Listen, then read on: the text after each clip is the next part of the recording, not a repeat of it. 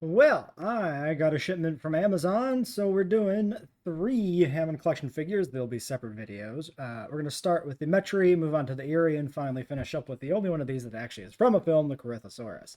It's an interesting set of dinosaurs here, especially the first two, and I'll have a few things to say about that. So yes, Metriacanthosaurus. Here it is. Interestingly, it's labeled 30th anniversary, if I can get my finger in the right spot. Which is not unmotivated because Metriacanthosaurus is a film canon species. Its name is seen in Jurassic Park on the DNA vial, as you can see here on the back of the box. They actually included the little shot from the film where you can probably see its name. Honestly, the resolution of the image on the box is too small, so I don't know if that's the exact shot. It actually would be kind of funny if it wasn't. um, yeah, the Metriacanthosaurus is one of the 3 dinosaurs that are mentioned by name or seen by name in the film Jurassic Park, and therefore canonically part of the 15 species. The other 2 are Stegosaurus and Proceratosaurus. And then there's the brochure prop, which is in the film, but you can never actually make out what species are included in the brochure in the film. But if you view the brochure in real life, you can actually read it. And see other dinosaurs that are in the park, like Herrerasaurus. Now, I've always fallen on the side of we can't necessarily count a prop as canon if it's not visible in the film. I consider it canon, but it's easily retconned in my opinion. That also being said, Herrerasaurus is my goddamn boy, and they better do a Hammond collection Herrerasaurus, or I will be very sad. So yeah, Metriacanthosaurus, let's crack him open. So, there he is. I don't know what this color scheme is supposed to be. I'm not sure what the motivation for this is. So we have the semi-canon color scheme from Jurassic World, which doesn't need to track to the Jurassic Park era Metriacanthosaurus, of course. Maybe that's the motivation here. But I don't think that's the reason for this. Now, my opinion is that the reason we get this weird color scheme on this Metri is the same reason we have an Irritator figure. I think what they wanted to do originally, when they developed these, my guess would be, is they wanted to do the Jurassic World concept art. Or not concept art, but website art for Metriacanthosaurus and Baryonyx, and make those into figures. And then they just decided to change the Barry to an Irritator so that they don't have 2 Baryonyx figures that look completely different, right? That makes a lot of sense. It makes a lot of sense because Metri and Irritator were announced together or revealed together or whatever. But then what we actually get is a Metri with a color scheme that's based on nothing and an Irritator with a design that's based on nothing. Like the Irritator now is completely disconnected from the franchise, making it like the only Hammond collection figure that is completely unmotivated and just an absolute mystery. Which isn't to say it's a bad figure or anything, it's just confusing. There's plenty of canonical dinosaurs that need figures, so why are we already dipping our fingers into completely non-canon material? Like, there's not even material, it's not a thing. So yeah, I think what happened is they just decided, for whatever reason, either Universal wasn't happy with them using the website colors, or they just decided to move away from that idea, and that's why they did their own color palettes on these, maybe? That's my working theory. I've seen other people float the same idea on Reddit, of course. It's a fairly obvious idea to explain this. And we don't have any actual evidence that it's true. It just makes a lot of sense. I mean, it is cool to get like a high quality Metriacanthosaurus figure. Like, part of my dream is high quality figures for all the 15 original species, whatever they may be. Now that is a video in and of itself right there as to what the 15 species on Jurassic Park actually are. Yeah, standard Hammond collection, mid-sized carnivore. You got to snap the tail in, and that's all the assembly you need. For whatever reason, they always come offset, where the tail is rotated like 90 degrees. Yeah, and there we go. We actually have paint going all the way down the tail. That's impressive in its own right. This is a, is there a wire in here? Yeah. Just, there's a wire in the tail but it's only like in this section of the tail, it seems like. So it gets kind of weird in that respect. Like, because down here, you can't do anything at the base where it's maybe just too thick that the wire can't do anything. It's hard to say. Yeah, in terms of paleo accuracy, I'm not too terribly familiar with Metriacanthosaurus. The biggest, I mean, it's an obscure dinosaur outside of Jurassic Park. And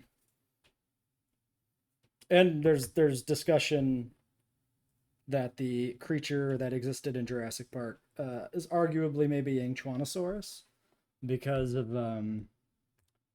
Carnivorous Dinosaurs of the World or whatever it is, Gregor S. Paul's book. That might not be the correct title, I don't remember. Which does a lot of combining lumping dinosaurs together into the same like genus. And so Yangchuanosaurus in that book is just considered a Metriacanthosaurus, which is not supported by anybody else in the world, at least not anymore. So it's likely that it was probably intended to be Yangchuanosaurus, but nothing has ever actually gone so far as to actually state that that is true. So yeah, I mean, we can ignore that, right? And every other piece of media has stuck with Metriacanthosaurus. We got Metriacanthosaurus in Jurassic World, and at that point, you know, they really shouldn't be mixing those species up. So if they say it's a Metriacanthosaurus in Jurassic World, it's probably Metriacanthosaurus. It's a good color scheme, like very natural, like kind of, you know, desert or arid sort of feel to it. In terms of accuracy, so the hands here are forced into bunny hands, which is completely inaccurate, of course, but it is in line with Jurassic Park designs. So I'll give it a pass on that. I would have preferred accuracy or like wrists so I could actually like decide to display it accurately. But the hands here only have elbow joints and shoulder joints. They have no movement in the hand itself. They're completely fixed. Nails are painted with the exception of the dew claw on the leg. Overall, it's a pretty good subtle mix of colors. Like, it looks a little more simple when you're looking at like some images of it online sometimes, but there's like some nice subtle shading in the neck to combine these colors together. Yeah, and like the different shades of like beiges and whites and browns and whatnot on the face combined together pretty well. You can do a big old roar. My figure's jaw is weirdly like loose, but only when it's like very open. Like at this point, yeah, you can see that I can shake it and the top head just falls down. But at this point, it's fairly stiff. So I can, you know, switch between closed and partially open and it'll stay there pretty well. Yeah. These will probably be some shorter videos because there's not going to be much to say in terms of accuracy, of course. Like, I've said most of my spiel here. The Corythosaurus, we can do some accuracy comparisons, but there's still limits. The neck articulation on this is a little weird. It's got like a bunch of joints, but like it feels like it has limited mobility. It might just be stiffness of a fresh dinosaur, which always makes me a little. I'm always a little apprehensive to like try and force things too much. Yeah, like some rotation here in the neck, but then it messes up the very well-defined stripe on the neck. So probably won't be messing with that too much personally. All right. Yeah, I mean, there's not much to say about it. It's your pretty standard mid-sized theropod body plan, and I like it. Yep, I'm happy to have it. If you want, you can consider this the Jurassic Park color scheme, and then the website Jurassic World one is the Jurassic World era color scheme, or male and female or something. You can make some headcanon ideas to explain the color choice here. And honestly, that's probably not unreasonable. The website Metri is like very bright in terms of its color palette. It's like very strongly colored with like all those yellows and stuff, which tracks probably more with a male dinosaur, just going off of like birds and stuff, right? So in that case, like, it really kind of does work out that you can think of the this one as like the female to the website's male, because this is much more of like a what I would think for a female pattern. It's like camouflage instead of being flashy to attract mates. Um, yeah, well, I think I've said just about all I can say about this thing. Balance seems fine, but again, mid-sized theropod. It's essentially the same body plan as the Ceratosaurus or the Baryonyx, more or less. Um,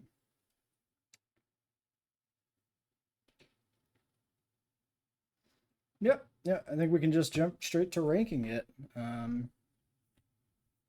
So, it's weird, right? Because it's not a color palette that comes from the film.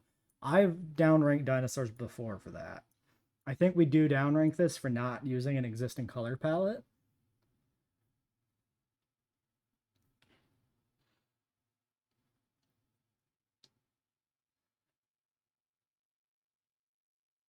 I'm feeling A tier here, though, just because it is a Metriacanthosaurus, and that's pretty cool. Maybe like bottom of A tier on the Metri.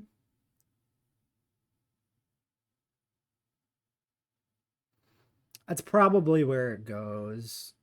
It definitely, I definitely don't see myself putting it in B tier.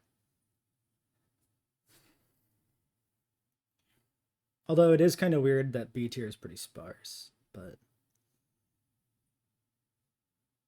nah, B tier dinosaurs have like really definitive problems. Or I mean the Geosternbergia is like whatever, but the Gallimimus has very particular problems. So does the Concavinator. And the Metri's got no real problems with it. It's just like it's just a question of kind of why. Also, looking at the little Metri image here, is the Metri image the nose is like much more orange. This is very much a brown on the face. The image is probably like, you know, um, early concept or early paint job or something. But that's interesting to know that like it could be just lighting that makes it look a lot more orange. I think I like the brown more actually. So I'm happy with the color change if it really is a color change because I think this like the brown just fits better. It makes it look a lot more natural. The orange kind of just feels weird. All right, yeah, I'm gonna dial it in. It's A. It's the lowest dinosaur in A tier. It's set.